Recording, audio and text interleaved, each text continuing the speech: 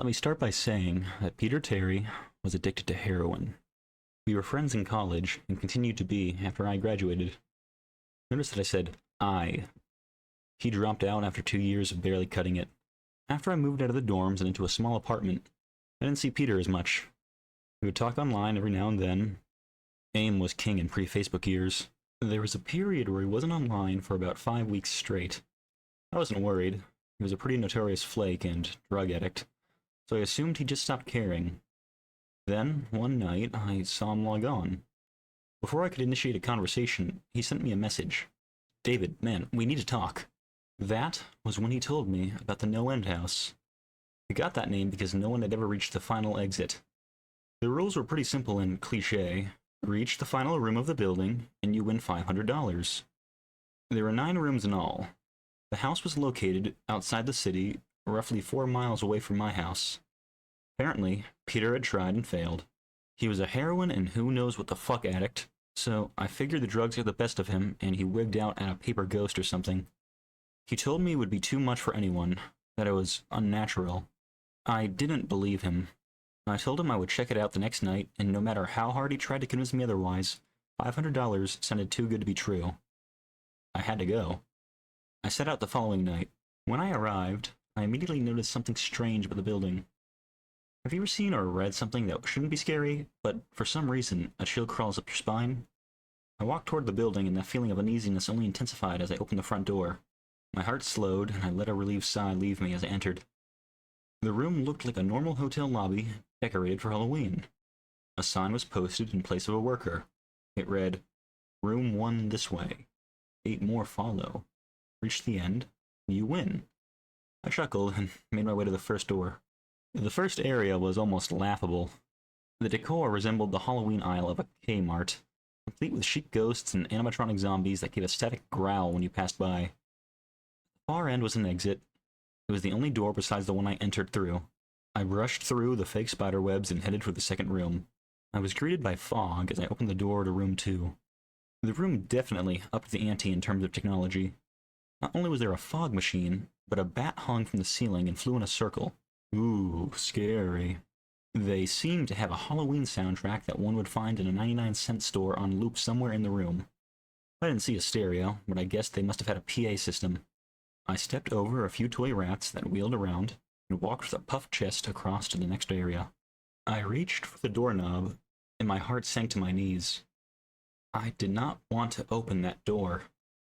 A feeling of dread hit me so hard I could barely even think. Logic overtook me after a few terrified moments, and I shook it off and entered the next room. Room 3 is when things began to change. On the surface, it looked like a normal room. There was a chair in the middle of the wood-paneled floor. A single lamp in the corner did a poor job of lighting the area, and it cast a few shadows across the floor and the walls. That was the problem. Shadows. Plural. With the exception of the chairs, there were others. I had barely walked into the room, and I was already terrified. It was at that moment that I knew something wasn't right. I didn't even think as I automatically tried to open the door that I came through. It was locked from the other side. That set me off. Was someone locking the doors as I progressed? There was no way. I would have heard them. Was it a mechanical lock that set automatically? Maybe, but I was too scared to really think. I turned back to the room, and the shadows were gone. The chair's shadow remained, but the others were gone. I slowly began to walk. I used to hallucinate when I was a kid, so I wrote off the shadows as a figment of my imagination. I began to feel better as I made it to the halfway point of the room. I looked down as I took my steps, and that's when I saw it. Or didn't see it. My shadow wasn't there. I didn't have time to scream. I ran as fast as I could to the other door and flung myself without thinking into the room beyond. The fourth room was possibly the most disturbing. As I closed the door, all light seemed to be sucked out and put back into the previous room. I stood there, surrounded by darkness, and couldn't move. I'm not afraid of the dark and never have been, but I was absolutely terrified. All sight had left me. I held my hand in front of my face, and if I didn't know what I was doing so, I would never have been able to tell. Darkness doesn't describe it. I couldn't hear anything. It was dead silence. When you're in a soundproof room, you can still hear yourself breathing. You can hear yourself being alive. I couldn't. I began to stumble forward after a few moments, my rapidly beating heart the only thing I could feel. There was no door in sight. I wasn't even sure there was one this time. The silence was then broken by a low hum. I felt something behind me. I spun around wildly but could barely even see my nose. I knew it was there, though. Regardless of how dark it was, I knew something was there. The hum grew louder, closer. It seemed to surround me, but I knew whatever was causing the noise was in front of me, inching closer. I took a step back. I had never felt that kind of fear. I can't really describe true fear. I wasn't even scared I was going to die. I was scared of what the alternative was. I was afraid of what this thing had in store for me. And the lights flashed for a second, and I saw it. Nothing. I saw nothing, and I know I saw nothing there. The room was again plunged into darkness, and the hum was now a wild screech. I screamed in protest. I couldn't hear this goddamn sound for another minute. I ran backwards, away from the noise, and fumbled for the door handle. I turned and fell into room 5. Before I describe room 5, you have to understand something. I am not a drug addict. I have had no history of drug abuse or any sort of psychosis short of the childhood hallucinations I mentioned earlier, and those were only when I was really tired or just waking up. I entered the NoEnd house with a clear head. After falling in from the previous room, my view of room 5 was from my back, looking up at the ceiling. What I saw didn't scare me, it simply surprised me. Trees had grown into this room and towered above my head. The ceilings in this room were taller than the others, which made me think I was in the center of the house. I got up off the floor, dusted myself off, and took a look around. It was definitely the biggest room of them all. I couldn't even see the door from where I was. Various brush and trees must have blocked my line of sight with the exit. Up to this point, I had figured the rooms were going to get scarier, but this was a paradise compared to the last room. I also assumed whatever was in room 4 stayed back there. I was incredibly wrong. As I made my way deeper into the room, I began to hear what one would hear if they were in a forest. Chirping bugs and the occasional flap of birds seemed to be my only company in this room. That was the thing that bothered me the most. I heard the bugs and the other animals, but I didn't see any of them. I began to wonder how big this house was. From the outside, when I first walked up to it, it looked like a regular house. It was definitely on the bigger side, but this was almost a full forest in here. The canopy covered my view of the ceiling, but I assumed it was still there, however high it was. I couldn't see any walls either. The only way I knew I was still inside was the floor matched the other rooms. Standard dark wood paneling. I kept walking, hoping the next tree I passed would reveal the door. After a few moments of walking, I felt a mosquito fly into my arm. I shook it off and kept going. A second later, I felt about 10 more land on my skin at different places. I felt them crawl up and down my arms and legs, and a few made their way across my face. I flailed wildly to get them off, but they just kept crawling. I looked down and let out a muffled scream. More of a whimper, to be honest. I didn't see a single bug. Not one bug was on me, but I could feel them crawl. I heard them fly by my face and sting my skin, but I couldn't see a single one. I dropped down to the ground and began to roll wildly. I was desperate. I hated bugs, especially ones I couldn't see or touch. But these bugs could touch me, and they were everywhere. I began to crawl. I had no idea where I was going. The entrance was nowhere in sight, and I still hadn't seen the exit. So I just crawled, skin wriggling with the presence of the phantom bugs. After what seemed like hours, I found the door. I grabbed the nearest tree and propped myself up, mindlessly slapping my arms and legs to no avail. I tried to run, but I couldn't. My body was exhausted from crawling and dealing with whatever it was that was on me. I took a few shaky steps to the door, grabbing each tree on the way for support.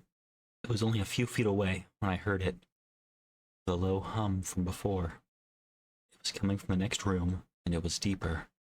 I could almost feel it inside my body, like when you stand next to an amp at a concert. The feeling of the bugs on me lessened as the hum grew louder. As I placed my hand on the doorknob, the bugs were completely gone, but I couldn't bring myself to turn the knob. I knew that if I let go, the bugs would return, and there was no way I would make it back to room 4. I just stood there, my head pressed against the door marked 6, and my hand shakily grasping the knob. The hum was so loud I couldn't even hear myself pretend to think. There was nothing I could do but move on. Room 6 was next, and room 6 was hell. I closed the door behind me, my eyes held shut, my ears ringing. The hum was surrounding me. As the door clicked into place, the hum was gone. I opened my eyes in surprise, and the door I had shut was gone. It was just a wall now.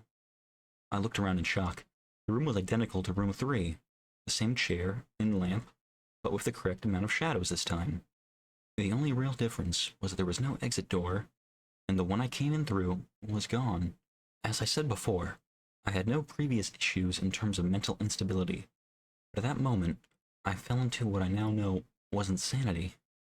I didn't scream. I didn't make a sound. At first, I scratched softly. The wall was tough, but I knew the door was there somewhere. I just knew it was. I scratched at where the doorknob was. I clawed at the wall frantically with both hands, my nails being filed down to the skin against the wood. I fell silently to my knees, the only sound in the room, the incessant scratching against the wall. I knew it was there. The door was there. I just knew it was there. I knew if I could just get past this wall. Are you all right? I jumped off the ground and spun in one motion. I leaned against the wall behind me, and I saw what it was that spoke to me. To this day, I regret ever turning around. There was a little girl. She was wearing a soft, white dress that went down to her ankles. She had long, blonde hair to the middle of her back, and white skin and blue eyes. She was the most frightening thing I had ever seen, and I know that nothing in my life will ever be as unnerving as what I saw in her. While looking at her, I saw something else. Where she stood, I saw what looked like a man's body, only larger than normal and covered in hair. He was naked from head to toe, but his head was not human and his toes were hooves. It wasn't the devil, but at that moment it might as well have been. The form had the head of a ram and the snout of a wolf. It was horrifying, and it was synonymous with the little girl in front of me. They were the same form. I can't really describe it, but I saw them at the same time. They shared the same spot in the room. It was like looking at two separate dimensions. When I saw the girl, I saw the form. When I saw the form, I saw the girl. I couldn't speak. I could barely even see. My mind was revolting against what it was attempting to process. I had been scared before in my life, and I had never been more scared than when I was trapped in the 4th room. But that was before room 6. I just stood there, staring at whatever it was that spoke to me. There was no exit. I was trapped in here with it. And then it spoke again. David, you should have listened. When it spoke, I heard the words of the little girl, but the other form spoke through my mind in a voice I won't even attempt to describe. There was no other sound. The voice just kept repeating that sentence over and over in my mind, and I agreed. I didn't know what to do. I was slipping into madness, yet couldn't take my eyes off what was in front of me. I dropped to the floor. I thought I had passed out, but the room wouldn't let me. I just wanted it to end. I was on my side, and my eyes were wide open in the form staring down at me. Scurrying across the floor in front of me was one of the battery-powered rats from the 2nd room. The house was toying with me, but for some reason, seeing that rat pulled my mind back from whatever depths it was headed, and I looked around the room. I was getting out of there. I was determined to get out of that house and live and never think about that place again. I knew this room was hell, and I wasn't ready to take up a residency. At first, it was just my eyes that moved. I searched the walls for any kind of opening. The room wasn't that big, so it didn't take long to soak up the entire layout. The demon still taunted me, the voice growing louder as the form stayed rooted where it stood. I placed my hand on the floor and lifted myself to all four, and I turned to scan the wall behind me. Then I saw something I couldn't believe. The form was now right at my back, whispering into my mind how I shouldn't have done this. Felt its breath on the back of my neck, but I refused to turn around. A large rectangle was scratched into the wood, with a small dent chipped away in the center of it. Right in front of my eyes I saw the large 7 I had mindlessly etched into the wall. I knew what it was. Room 7 was just beyond that wall, where room 5 was moments ago. I don't know how I had done it. Maybe it was just my state of mind at the time, but I had created the door. I knew I had. In my madness, I had scratched into the wall what I needed the most, an exit to the next room. Room 7 was close. I knew the demon was right behind me, but for some reason it couldn't touch me. I closed my eyes and placed both hands on the large 7 in front of me. I pushed. I pushed as hard as I could. The demon was now screaming in my ear. It told me I was never leaving. It told me that this was the end, but I wasn't going to die. I was going to live there, in room 6 with it. I wasn't. I pushed and screamed at the top of my lungs. I knew I was going to push through the wall, eventually. I clenched my eyes shut and screamed, and the demon was gone. I was left in silence. I turned around slowly, and was greeted by the room, as it was when I entered. Just a chair and a lamp. Couldn't believe it. I didn't have time to dwell. I turned back to the 7 and jumped back slightly. What I saw was a door. It wasn't the one I had scratched in, but a regular door with a large 7 on it. My whole body was shaking. It took me a while to turn the knob. I stood there for a while, staring at the door. I couldn't stay in room 6. I couldn't. But if this was only room 6, I couldn't imagine what 7 had in store. I must have stood there for an hour, just staring at the 7. Finally, with a deep breath, I twisted the knob and opened the door to room 7. I stumbled through the door, mentally exhausted and physically weak. The door behind me closed, and I realized where I was. I was outside. Not outside like room 5, but actually outside. My eyes stung. I wanted to cry. I fell to my knees and tried, but I couldn't. I was finally out of that hell. I didn't even care about the prize that I was promised. I turned and saw that the door I just went through was the entrance. I walked to my car and drove home, thinking of how nice a shower sounded. As I pulled up to my house, I felt uneasy. The joy of leaving NoEnd house had faded, and dread was slowly building in my stomach. I shook it off as residual from the house and made my way to the front door. I entered and immediately went up to my room. There in my bed was my cat, Bakersville. He was the first living thing I had seen all night, and I had reached to pet him. He hissed and swept at my hand. I recoiled in shock, as he had never acted like that. I thought, whatever, he's an old cat. I jumped in the shower and got ready for what I was expecting to be a sleepless night. After my shower, I went to the kitchen to make something to eat. I descended the stairs and turned into the family room. What I saw would be forever burned into my mind, however. My parents were lying on the ground, naked and covered in blood. They were mutilated to near unidentifiable states. Their limbs were removed and placed next to their bodies, and their heads were placed on their chests, facing me. The most unsettling part was their expressions. They were smiling as though they were happy to see me. They vomited and sobbed there in the family room. I didn't know what had happened. They didn't even live with me at the time. I was a mess. Then I saw it. A door that was never there before. A door with a large 8 scrawled on it in blood. I was still in the house. I was standing in my family room, but I was in room 7. The faces of my parents smiled wider as I realized this. They weren't my parents. They couldn't be. They looked exactly like them. The door marked 8 was across the room, behind the mutilated bodies in front of me. I knew I had to move on. At that moment, I gave up. The smiling faces tore into my mind. They grounded me where I stood. I vomited again and nearly collapsed. Then the hum returned. It was louder than ever, and it filled the house and shook the walls.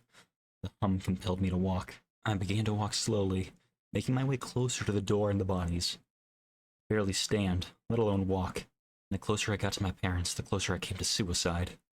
The walls were now shaking so hard it seemed as though they were going to crumble, but still the faces smiled at me. As I inched closer, their eyes followed me. I was now between the 2 bodies, a few feet away from the door. Dismembered hands clawed their way across the carpet towards me, all while the faces continued to stare. New terror washed over me and I walked faster. I didn't want to hear them speak. I didn't want the voices to match those of my parents. They began to open their mouths and their hands were inches from my feet. In a dash of desperation, I lunged to the door, threw it open, and slammed it behind me. Room 8. I was done. After what I had just experienced, I knew there wasn't anything else this fucking house could throw at me that I couldn't live through. There was nothing short of the fires of hell that I wasn't ready for. Unfortunately, I underestimated the abilities of NoEnd house. Unfortunately, things got more disturbing, more terrifying, and more unspeakable in room 8. Still have trouble believing what I saw in room 8. Again, the room was a carbon copy of rooms 4 and 6, but sitting in the usual empty chair was a man. After a few seconds of disbelief, my mind finally accepted the fact the man sitting in the chair was me. Not someone who looked like me. It was David Williams. I walked closer. I had to get a better look even though I was sure of it. He looked up at me, and I noticed tears in his eyes. Please, please don't do it. Please don't hurt me. What? I asked. Who are you? I'm not going to hurt you. Yes, you are. He was sobbing now. You're going to hurt me, and I don't want you to. He sat in the chair with his legs up and began rocking back and forth. It was actually pretty pathetic looking, especially since he was me, identical in every way. Listen, who are you? I was now only a few feet from my doppelganger. It was the weirdest experience yet, standing there, talking to myself. I wasn't scared, but I would be soon. Why are you? You're going to hurt me. You're going to hurt me. If you want to leave, you're going to hurt me. Why are you saying this? Just calm down, all right? Let's try and figure this. And then I saw it. The David sitting down was wearing the same clothes as me, except for a small red patch on his shirt, embroidered with the number 9. You're going to hurt me. You're going to hurt me. Please don't. You're going to hurt me. My eyes didn't leave the small number on his chest. I knew exactly what it was. The first few doors were plain and simple, but after a while they got a little bit more ambiguous. 7 was scratched into the wall, but by my own hands. 8 was marked in blood above the bodies of my parents. But 9, this number was on a person, a living person. Worse still, it was on a person that looked exactly like me. David? I had to ask. Yes. You're going to hurt me. You're going to hurt me. He continued to sob and rock. He answered to David. He was me, right down to the voice. But that 9. I paced around for a few minutes while he sobbed in his chair. The room had no door, and, similar to room 6, the door I had come through was gone. For some reason, I assumed that scratching would get me nowhere this time. I studied the walls and the floor around the chair, sticking my head underneath and seeing if anything was below. Unfortunately, there was. Below the chair was a knife. Attached was a tag that read, "To David, from management." The feeling in my stomach as I read that tag was something sinister. I wanted to throw up. The last thing I wanted to do was remove that knife from under the chair. The other David was still sobbing uncontrollably. My mind was spinning into an attic of unanswerable questions. Who put this here, and how did they get my name? Not to mention the fact that as I had knelt on the cold wood floor, I also sat in that chair, sobbing in protest of being hurt by myself. It was all too much to process. The house and the management had been playing with me the whole time. My thoughts for some reason turned to Peter and whether or not he got this far. If he did, if he met a Peter Terry sobbing in his very chair, rocking back and forth. I shook those thoughts out of my head. They didn't matter. I took the knife from under the chair, and immediately the other David went quiet. David, he said in my voice, what do you think you're going to do? I lifted myself from the ground and clenched the knife in my hand. I'm going to get out of here. David was still sitting in the chair, though he was very calm now. He looked up at me with a slight grin. I couldn't tell if he was going to laugh or strangle me. Slowly, he got up from the chair and stood, facing me. It was uncanny. His height and even the way he stood matched mine. I felt the rubber hilt of the knife in my hand and gripped it tighter. I don't know what I was planning on doing with it, but I had a feeling I was going to need it. Now. His voice was slightly deeper than my own. I'm going to hurt you. I'm going to hurt you and I'm going to keep you here. I didn't respond. I just lunged and tackled him to the ground. I had mounted him and looked down, knife poised and ready. He looked up at me, terrified. It was like I was looking in a mirror. Then the hum returned, low and distant, though I still felt it deep in my body. David looked up at me and I looked down at myself. The hum was getting louder, and I felt something inside me snap. With one motion, I slammed the knife into the patch on his chest and ripped down. Blackness fell on the room, and I was falling. The darkness around me was like nothing I had experienced up to this point. Room 3 was dark, but it didn't come close to what was completely engulfing me. I wasn't even sure if I was falling after a while. I felt weightless, covered in dark. Then a deep sadness came over me. I felt lost, depressed, and suicidal. The sight of my parents entered my mind. I knew it wasn't real, but I had seen it, and the mind has trouble differentiating between what is real and what isn't. The sadness only deepened. I was in room 9 for what seemed like days, the final room, and that's exactly what it was. The end. NoEnd house had an end, and I had reached it. At that moment, I gave up. I knew I would be in that in-between state forever, accompanied by nothing but darkness. Not even the hum was there to keep me sane. I had lost all senses. I couldn't feel myself. I couldn't hear anything. Sight was completely useless here. I searched for a taste in my mouth and found nothing. I felt disembodied and completely lost. I knew where I was. This was hell. Room 9 was hell. Then it happened. A light. One of those stereotypical lights at the end of the tunnel. I felt ground come up from below me, and I was standing. After a moment or two of gathering my thoughts and senses, I slowly walked towards that light. As I approached the light, it took form. It was a vertical slit down the side of an unmarked door. I slowly walked through the door and found myself back where I started. The lobby of NoEnd house. It was exactly how I had left it. Still empty, still decorated with childish Halloween decorations. After everything that had happened that night, I was still wary of where I was. After a few minutes of normalcy, I looked around the place, trying to find anything different. On the desk was a plain white envelope with my name handwritten on it. Immensely curious, yet still cautious, I mustered up the courage to open the envelope. Inside was a letter, again handwritten. David Williams, congratulations! You have made it to the end of NoEnd house. Please accept this prize as a token of great achievement. Yours forever, Management. With the letter was 5 $100 bills. I couldn't stop laughing. I laughed for what seemed like hours. I laughed as I walked out to my car and laughed as I drove home. I laughed as I pulled into my driveway. I laughed as I opened my front door to my house, and laughed as I saw the small 10 etched into the wood.